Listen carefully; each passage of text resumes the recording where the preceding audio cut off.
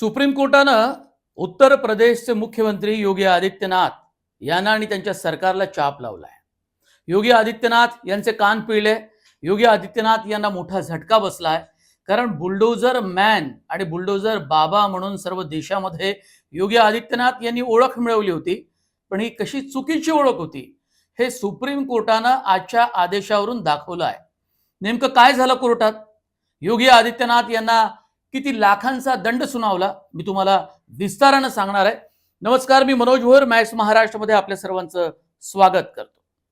Supreme कोर्टानं या बुलडोजरच्या एकंदरीत प्रक्रियेला चुकीचं ठरवलेलं आहे आणि काही प्रश्न सुद्धा या निमित्तानं उपस्थित केले आहेत आणि यापुढे कोणत्याही सरकारनं अशा प्रकारची हिम्मत करू नये यासाठी काही महत्त्वाच्या सूचना सुद्धा दिल्या आहेत। अर्थात संपूर्ण प्रक्रिया चुकीची होती असं सुप्रीम कोर्टाचं म्हणणं नाही, किंवा अशा प्रकारची बुलडोजरची कारवाई कुणाच्या घरावर करणं हेही चुकीचं नाही। पण आजच्या आदेशामध्ये ज्या मुद्द्यावरून ही याचिका उत्तर प्रदेशमधल्या लोकांनी केली होती, प्रयागराजमधल्या त्या लोकांच्या संदर्भामध्ये मात्र त्यांच्या घरावर जी बुलडोजरची कारवाई झाली ती अत्यंत चुकीची आणि अवैध पद्धतीची होती असं सुप्रीम कोर्टानं म्हटलेलं आहे। बऱ्याचदा आपण पाहतो की मुंबई महानगरपालिका सुद्धा बुलडोजरनं काही अनधिकृत घरं उडवून देतं किंवा पाडतात, किंवा अशा प्रकारची कारवाई होते, किंवा रस्त्यावर अनधिकृत बांधकाम आलं असेल आणि वाहतुकीला अडथळा निर्माण होत असेल तर तोडक कारवाई केली जाते, किंवा अनधिकृत बांधकामावर सुद्धा अशा प्रकारची कारवाई केली जाते, त्याला तेव्हा तशा प्रकारच्या कारवाईला चुकीचं म्हटलं जात नाही। पण सुप्रीम कोर्टानं नेमकं काय म्हटलंय ते आधी सांगतो आणि नंतर आपल्याला कळेल की योगी आदित्यनाथ यांची जी काही कारवाई 2021 मधली होती आणि त्यासाठी एक मोठा लढा हा ज्यांच्यावर अन्याय झाला होता त्यांनी दिला आणि आज त्यांच्या लढ्याला यश मिळालंय। सुप्रीम कोर्टानं ज्या संबंधित लोकांच्या संदर्भामध्ये याचिका दाखल करण्यात आली होती त्यांना 10 लाख रुपयांचा प्रत्येकी नुकसान भरपाई देण्याचे आदेश दिले आहेत। पण इतकंच सुप्रीम कोर्टानं केलं नाही। सुप्रीम कोर्टानं काय म्हटलेलं आहे हे खूप जास्त महत्वाचं आहे। त्यावरून आपल्याला कळेल की राज्यकर्ते, शासनकर्ते किती मनमानी पद्धतीनं कारभार करतात आणि सामान्य माणसांवर वेळ पडल्यास कारवाई सुद्धा करतात आणि अन्याय सुद्धा करतात, जे राज्यकर्त्यांचं काम घटनेनुसार अजिबात नाही। सुप्रीम कोर्टानं योगी आदित्यनाथ यांचे कान तर पिळले आहे त्यांच्या सरकारचे। ही तोडक कारवाई अत्यंत अनधिकृतरित्या राबवली आहे।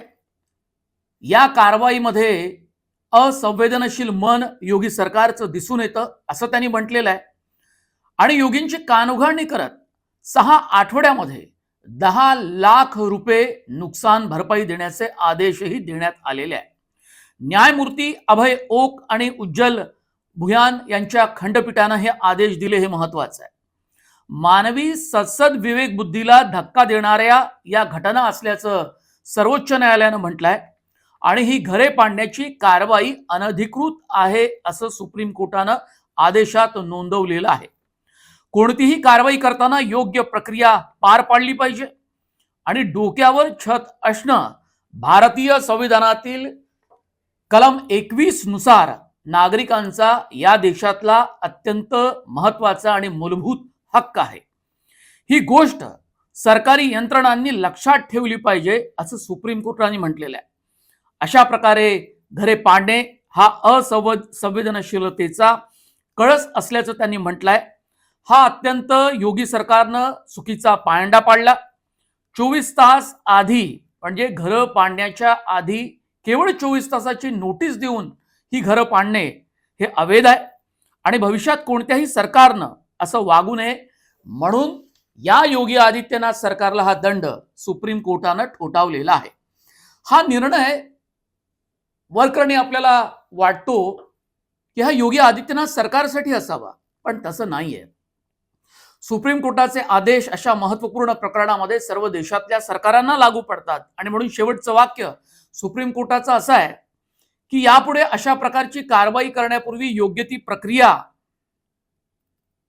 राबवली पाहिजे आणि अशा प्रकारचं धाडस या देशातलं कोणतंही सरकार करणार नाही असंही त्यांनी सुनावलेलं आहे. हा इशारा आहे अशा लोकांसाठी, अशा राज्यकर्त्यांसाठी, अशा राज्यप्रमुखांसाठी, अशा मुख्यमंत्र्यांसाठी ज्यांनी अशा प्रकारचं अवैध प्रकारचं कृत्य केलेलं आहे. आपला अजेंडा राबवायचा असेल आणि आपली पक्षाची भूमिका, ध्येय धोरण याच्याशी सुसंगत आपण वागतोय असं दाखवायचं असेल तर अशा प्रकारची कारवाई राज्यकर्त्यांकडून होते. 2023 साली आपण पाहिलं म्हणजे गँगस्टर अतिक अहमद याचा एन्काउंटर करण्यात आला. एन्काउंटरमध्ये त्याला ठार मारण्यात आलं आणि या अतिक अहमदची जमीन प्रयागराजमध्ये आहे असा दावा शासनकर्त्यांनी केला, अधिकाऱ्यांनी केला आणि या जमिनीवरचं बांधकाम आम्ही तोडून टाकतो असं म्हणत ही बुलडोझरची कारवाई केली गेलेली आहे.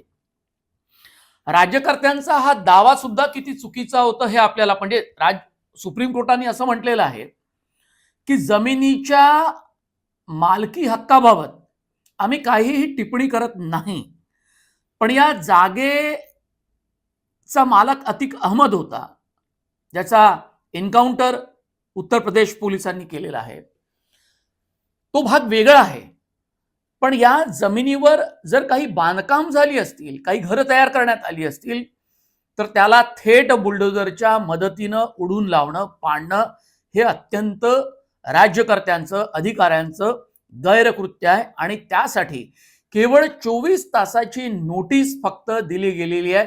हा तर असंवेदनशीलतेचा कळस असं सुप्रीम कोर्टाने म्हटलेला आहे. सुप्रीम कोर्टानं हा आदेश देताना सर्व बाजूंचा सर्वंकष विचार केला, कागदपत्रांचा अभ्यास केला.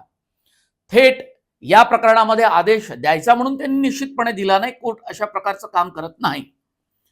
2021 मधली ही कारवाई आहे आणि त्यानंतर सुप्रीम कोर्टामध्ये ज्यांच्यावर अन्याय झाला त्यांनी याचिका दाखल केली आणि त्यानंतर हा कोर्टाचा निर्णय आलेला आहे. मधल्या काळामध्ये नागपूरमध्ये दंगल उसळली आणि या दंगलीमध्ये सहभागी असणाऱ्या लोकांच्या विरोधात कारवाई करण्यात आली आणि त्यांच्या घरावर सुद्धा बुलडोझरची कारवाई करण्यात आली होती. अर्थात अशा प्रकारच्या गैरकृत्यात सहभागी असणाऱ्या, सामील असणाऱ्या लोकांवर कारवाई होणारच, झालीच पाहिजे.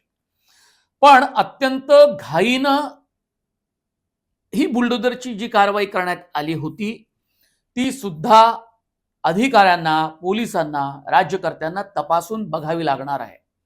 कारण जर उद्या हे प्रकरण कोर्टात गेलं आणि तिथे या प्रकरणाची चिकित्सा झाली, शहानिशा झाली, सर्व बाजू जर तपासल्या गेल्या तर महाराष्ट्रासंदर्भात सुद्धा अशा प्रकारचा निर्णय येऊ शकतो किंवा सुप्रीम कोर्टाच्या निर्णयाचा आधार घेत सुद्धा कोणी याचिका दाखल करू शकतो. चुकीच्या गोष्टींचं या ठिकाणी समर्थन करण्याचा अजिबात प्रयत्न नाही, पण कायद्याच्या चौकटीत राहून काम करावं लागतं आणि अधिकारी ते कधी करत नाही, म्हणून सुप्रीम कोर्टाने हा आदेश दिला. या संदर्भात मुख्यमंत्री देवेंद्र फडणवीस यांना पत्रकारांनी प्रश्न विचारला की आता तुम्ही सुद्धा बुलडोझर मॅन झाले आहेत का? त्यांनी नम्रपणे सांगितलं की मी बुलडोझर मॅन नाही.